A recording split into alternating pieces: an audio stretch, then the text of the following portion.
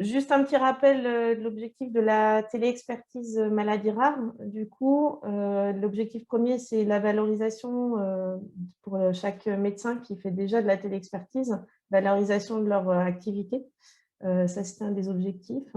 La deuxième, c'est diminuer l'errance diagnostique et le retard diagnostique en donnant un accès plus facile aux médecins de ville, voire aux médecins hospitaliers vers les experts.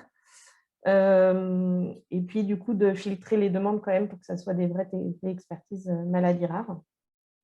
Dans le processus, rapidement, en fait, le principe, c'est qu'un médecin généraliste ou médecin hospitalier qui a une demande par rapport à une maladie rare ou demande justement qui est en errance diagnostique, qui cherche un expert, fasse une demande sur Covalia. Puis, cette demande passera par Prior, donc par moi, entre autres. Alors oui, je me présente quand même. Je suis Estelle Bossard, l'infirmière coordinatrice chargée de mission sur les parcours de soins sur la plateforme Maladie rare Prior. Donc, la demande filtrera par moi ou mes collègues. Et en fonction de la demande, on orientera vers le bon expert.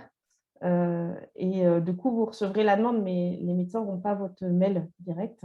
Et vous aurez une demande par Covalia, où là, vous irez, donc c'est ce qu'on va vous expliquer, du coup, vous irez vous connecter pour faire une réponse à ce médecin. Et suite à cette réponse, il y aura une valorisation d'activité pour vous et le médecin généraliste ou médecin hospitalier. Voilà, je le fais très rapidement. Si vous avez des questions, n'hésitez pas. Et puis sinon, moi, je vais laisser la parole après à Mickaël Libaud, du coup, du GCSI Santé, qui nous accompagne dans ce projet et qui met en place justement Covalia et qui donne les droits d'accès et voilà, qui ont monté le projet avec nous. Voilà. Donc, si ce n'est pas clair ou quoi, n'hésitez pas sur les questions. Et puis, je vais laisser Mickaël vous présenter Covalia. Du coup, Mickaël, je t'ai donné les droits pour partager. C'est bon pour toi? C'est bon pour moi. Bonjour à Normalement, tu as tous. accès voilà, au partage. Donc, moi, je vais arrêter la vidéo et le son et puis je répondrai aux messages s'il y a sur le chat. N'hésitez pas. Voilà. Je te laisse la Donc, parole, Mickaël. très bien. Donc, bonjour à tous, Mickaël Libaud, je suis chargé d'appui au GCSI Santé. Moi, mon rôle, c'est effectivement de vous accompagner sur l'usage de la téléexpertise sur la plateforme régionale e-santé. Donc, peut-être que certains avaient déjà des comptes sur la plateforme ou en auront. Donc, je vais vous montrer comment demander la création d'un compte. Le mieux, en fait, je pense que c'est de passer par Estelle Bossard, c'est pour ceux qui en ont pas, pour qu'elle puisse nous retransmettre les demandes, plutôt que de faire une demande d'auto-inscription. Donc, je vais vous partager mon écran pour vous montrer directement la plateforme. Alors, tac, écran de partager. Est-ce que vous voyez mon écran? Oui, c'est bon, Mickaël. On voit. Ok. Donc, ça se passe sur la plateforme régionale de e-santé. Donc, en fait, il suffit de taper dans un moteur de recherche. Alors, sur un navigateur Google Chrome, c'est ce qui est préconisé pour le fonctionnement. L'adresse que j'ai mis en haut, qui est www.pro.esant-pdl.fr. Lorsque vous faites ça, vous tombez directement sur la plateforme régionale e-santé. Et donc, du coup, une fois que vous avez un compte, donc en étant passé par la plateforme Prior pour la demande, qui nous relaiera les informations pour que vous vous associez en fait à un service d'expertise. C'est pas seulement une demande d'inscription automatique, donc vraiment le circuit, c'est de passer par Estelle Bossard. Je me répète, hein, et la plateforme Prior. Donc, on vous attribue un compte et donc, du coup, une fois ça, vous pouvez vous connecter. La connexion se passe par 3 modes possibles. La ICPS, sur lequel il faudra que vous téléchargez une application sur votre smartphone pour lier votre numéro RPPC, votre compte à l'application. L'autre possibilité, c'est par carte à puce. Donc, lors des demandes d'informations, Estelle Bossard vous demandera en fait des précisions pour créer votre compte, donc, dans lequel elle renseignera notamment vous renseignerez et transmettrez numéro de carte CPS, numéro RPPS, une adresse mail nominative. Donc, la possibilité par carte CPS et la possibilité par authentification forte. Donc, lors de la création du compte, vous recevrez un identifiant qui est généralement prénom.nom. Je dis bien généralement parce qu'en cas dans le cas d'homonymie sur la région, forcément, il faudra bien différencier. Mais ce sera donc prénom.nom et un mot de passe dans un deuxième mail qui sera généré. Et l'OTP, c'est comme un code de vérification pour une banque, dans lequel, une fois que vous avez tapé votre identifiant et votre mot de passe, et ben, du coup, vous recevez par mail un code de vérification. Donc, je vais vous faire la démonstration. Donc là, moi, je mets mon identifiant, mon mot de passe, je sélectionne par email à défaut. Le téléphone n'est pas relié au compte. Je vais recevoir mon code. Je reçois une information comme quoi le code est valable 15 minutes et je le reçois sur ma boîte mail. Lorsque je vais sur ma boîte mail, là, je vais la recharger. Excusez-moi, vous voyez tous mes messages. Et là, je vais sur le message, je fais un copier.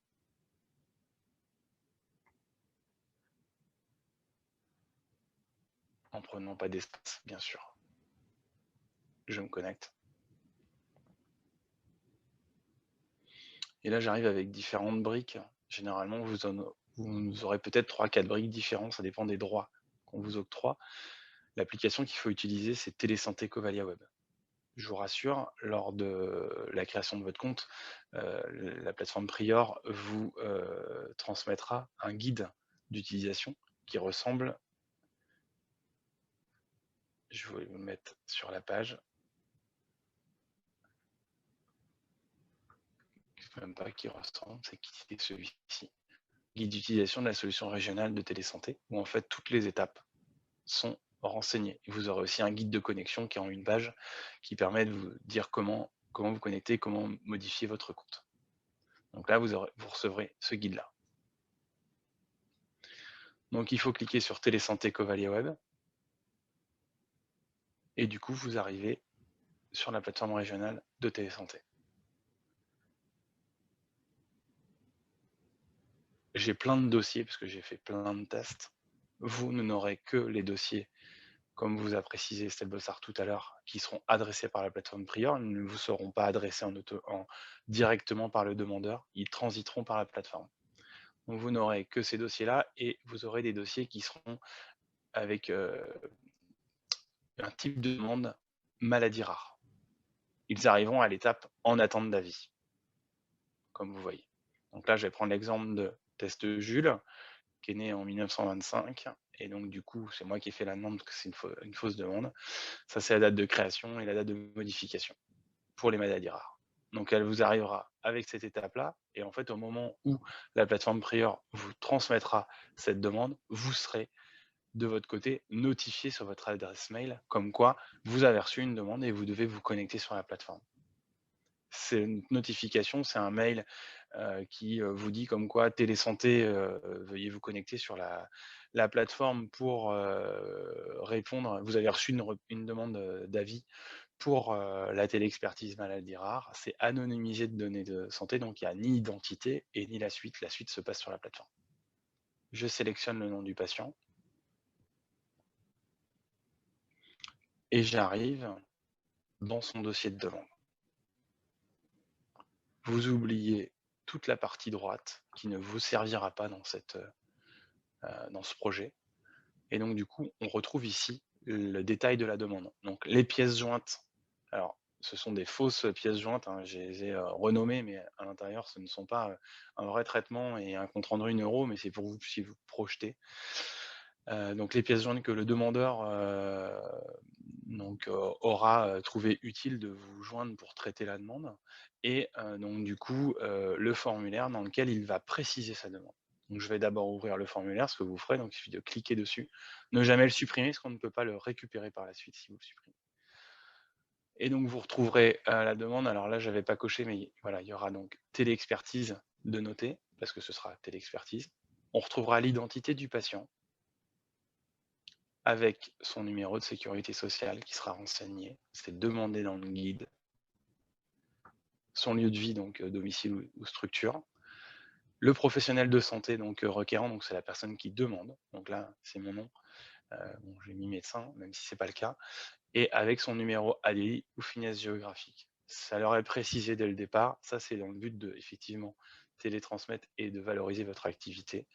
Donc, ADELI dans le cas d'un professionnel de santé libéral et finesse géographique en cas de professionnel de santé qui est salarié. Mais ça, il y a une petite alerte dès le départ, voilà, comme ça, quand c'est pas renseigné, qui leur permet de savoir ce qu'ils doivent renseigner en fonction. Donc, il y a un guide. Et si le professionnel de santé est le requérant est le médecin généraliste ou pas. Donc, si c'est le cas, du coup, il coche oui. Si c'est pas le cas, il met non et il peut préciser le nom du médecin généraliste ainsi que le numéro de téléphone. Vous retrouverez, vous, le détail avec patient. Donc là, moi, j'ai marqué patient présentant des symptômes depuis plusieurs mois à titre de, je vous ai mis en PJ son traitement et les examens complémentaires réalisés. Auriez-vous une idée sur le diagnostic et des conseils sur les thérapeutiques et prises en charge à adapter? Un exemple de demande, j'imagine que vous aurez des exemples bien plus concrets. Là, c'était pour l'exemple. Donc, une fois qu'il a rempli ça, il va vous envoyer la demande, parce que vous n'aurez pas... Vous recevrez, vous serez notifié, ce sera la plateforme Prior qui sera notifiée, vous la recevrez en l'état lorsqu'elle vous sera réadressée par la plateforme. Donc vous aurez ces informations-là. Pour pouvoir vous aider, vous ferez retour pour pouvoir aller consulter les pièces jointes.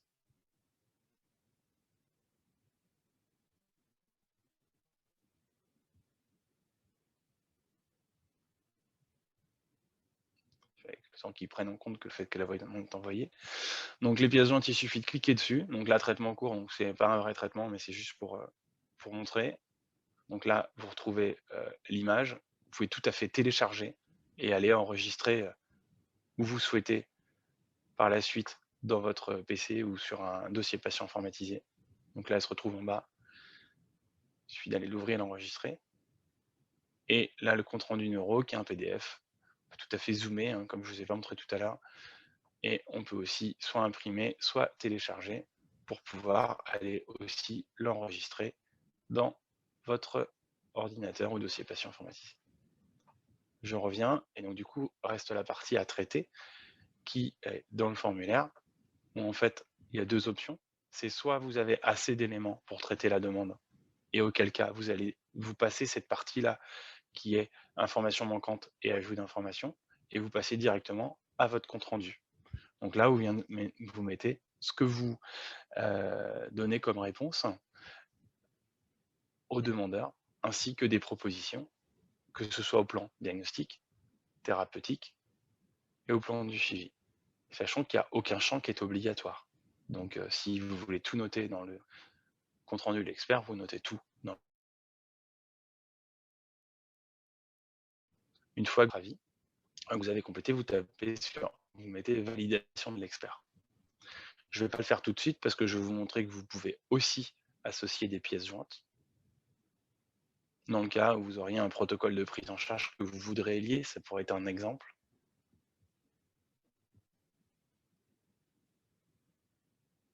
Là, je reviens en arrière. Voilà, je reviens en arrière, je mets en réduit ma fenêtre, parce que sur mon bureau, j'ai des pièces jointes que, donc là, une image. Donc on peut joindre des images et donc au format image JPEG et des PDF. Et donc là, je viens faire un cliquer déposer qui serait la prise en charge que je souhaiterais joindre. Donc là, ça marche pour une image. Je pourrais très bien mettre autre chose. Donc là, elle est là et je retrouve ma pièce jointe qui est ici. Je peux la renommer. Je ne supprime pas ce qui est noté et je pourrais marquer protocole de... Donc il faut la renommer après parce que ce qui est mis au départ sur votre bureau ne se met pas au niveau du nom, ne se met pas dans l'application, donc il faut la renommer après. Là, je fais confirmer et il prend la modification. Je peux aussi ajouter des documents autrement que par cliquer déposer. Je peux le faire par ajouter un document et je vais rechercher dans mon explorateur de fichiers. Une fois ça fait, je retourne sur le formulaire quand la petite main s'affiche et j'aurais plus qu'à cliquer sur validation de l'expert pour envoyer l'avis du coup, le demandeur sera notifié et la plateforme prieur sera notifiée que votre avis a été rendu. Dans le cas où vous n'auriez pas suffisamment d'informations, vous pourriez spécifier dans cette zone-là, partie expert, juste après la partie demandeur, information manquante, comme quoi, merci de me joindre. Et vous pourriez préciser certaines informations. Il vous suffit de cliquer sur « Demander les compléments d'information » et l'étape passe à « Demande information complémentaire ». Le demandeur est notifié, la plateforme prieur aussi, et vous aussi par la même occasion. Une fois le demandeur, lorsqu'il a reçu cette demande-là, et ben, du coup, qui est notifié, il peut venir préciser du coup les informations, donc soit avec du texte et en mettant plus, voire PJ, parce que peut-être qu'il vous aura mis une pièce jointe. Une fois ça, il va faire envoyer les compléments. On passe à complément d'information envoyé. Vous êtes, cette fois-ci, ça repasse pas. Alors, la plateforme prieur sera notifiée, mais parce qu'il y aura le suivi, mais vous serez notifié directement parce que vous ferez partie cette fois-ci de la boucle de prise en charge comme vous avez été adressé depuis le début par la plateforme prieur. Une fois ça, on revient à l'étape de départ que je vous avais dit si vous aviez tout, donc vous mettez votre avis directement ici, avis de l'expert en texte libre, avec ou pas des propositions dans les champs qui sont spécifiés, validation de l'expert, en joignant ou pas des pièces jointes, selon vos besoins. Et donc du coup, l'étape va passer à... Donc là, la signature est arrivée, ça va changer d'étape, le temps que ce soit pris en compte, voilà. Et donc on passe en avis rendu. Vous pouvez d'ores et déjà générer un PDF pour l'enregistrer dans votre DPI. Comme vous avez rendu l'avis, vous pouvez cliquer sur générer PDF et ce PDF-là, vous pouvez venir l'enregistrer dans vos fichiers et dossiers patients. Donc le temps que le PDF se génère, c'est, je dirais, la partie peut-être la plus longue de la réponse.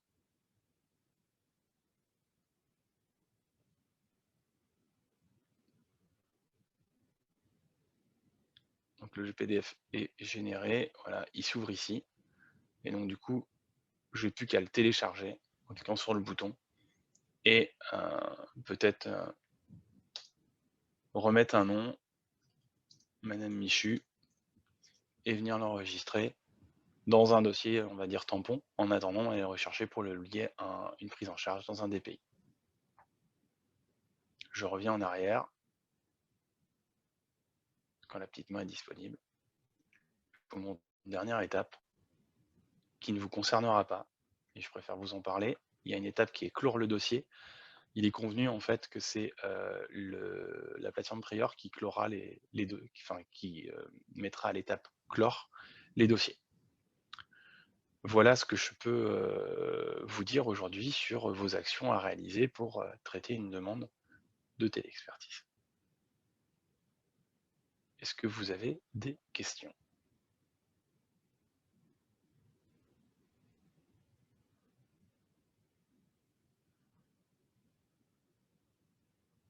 Ce que j'ai oublié de préciser, c'est que une fois que vous avez rendu l'avis, forcément, le demandeur sera notifié et pourra consulter votre avis.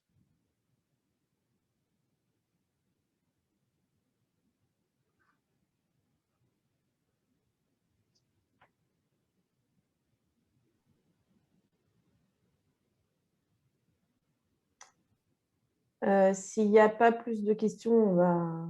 Mickaël, c'était bon pour toi, du coup? Bah, si c'était suffisamment précis de ton côté, parce que... Oui, c'est bon. Ok. Du coup, on ne va pas durer plus longtemps s'il n'y a pas besoin. Juste un rappel sur le fait qu'effectivement, il y a bien ce rôle de filtre par la plateforme Prior, si ça l'intéresse, c'est que les experts ne soient pas envahis par les demandes qui ne seraient pas forcément à traiter par eux. S'il y a dans des services des recommandations particulières, n'hésitez pas à me le faire savoir. Par exemple, en neurologie sur Angers, je sais que on a mis des préconisations avant pour ne pas avoir toutes les demandes. Moi, je ferai un filtre sur les demandes envoyées par les médecins. Donc, s'il y a des services où vous avez des demandes particulières, n'hésitez pas à venir vers moi pour qu'on se mette d'accord sur le filtre qu'on pourra faire. Voilà. Du coup, est-ce qu'il y a des questions par les médecins ou pas?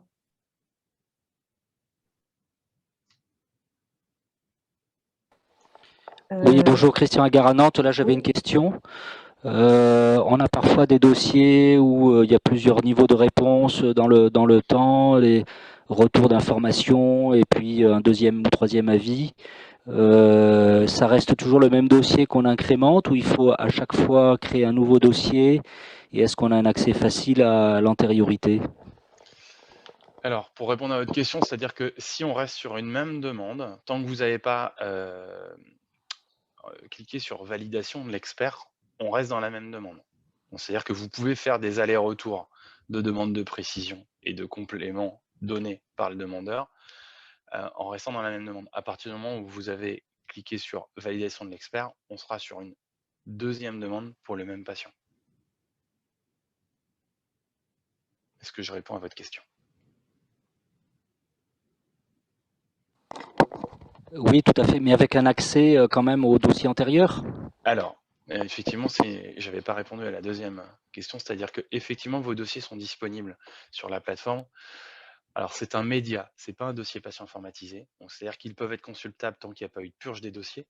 Effectivement, au fur et à mesure que le nombre de dossiers s'amoncelle sur la plateforme, l'éditeur est à même de pouvoir faire une purge parce qu'on n'est pas sur un dossier patient informatisé. Donc, les recommandations, c'est bien ce que je vous précisais pendant la démonstration, c'est vraiment de télécharger votre PDF pour pouvoir effectivement, et les pièces jointes si vous en avez besoin, une à une, pour pouvoir les intégrer au dossier du patient qui sera dans votre DPI suite à la mission qui sera peut-être faite par les secrétaires pour une téléexpertise de votre service.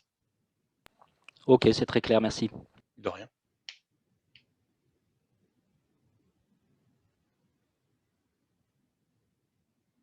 Est-ce qu'il y a d'autres questions du coup? Juste pour le médecin qui est arrivé, qui vient d'arriver, de ne pas s'inquiéter, on a tout enregistré, on va rediffuser l'enregistrement, donc ça sera possible de regarder ultérieurement le webinaire, parce que là on est arrivé quasiment à la fin. Voilà, donc pas d'inquiétude, ça sera disponible très rapidement pour voir le webinaire. Du coup, est-ce qu'il y a d'autres questions?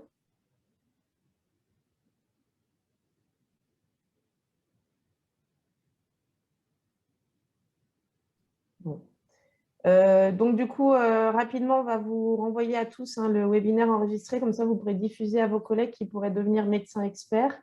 N'hésitez pas, s'il y en a qui veulent être dans la liste de diffusion possible, à me faire part de ces personnes à rentrer. Je vous enverrai le lien pour vous enregistrer, pour qu'on puisse vous créer des comptes du coup Covalia avec le GCSI.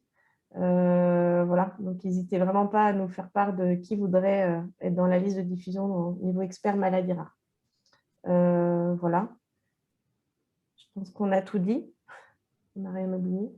Je réfléchis de mon côté aussi, mais je pense qu'on a abordé l'ensemble des sujets.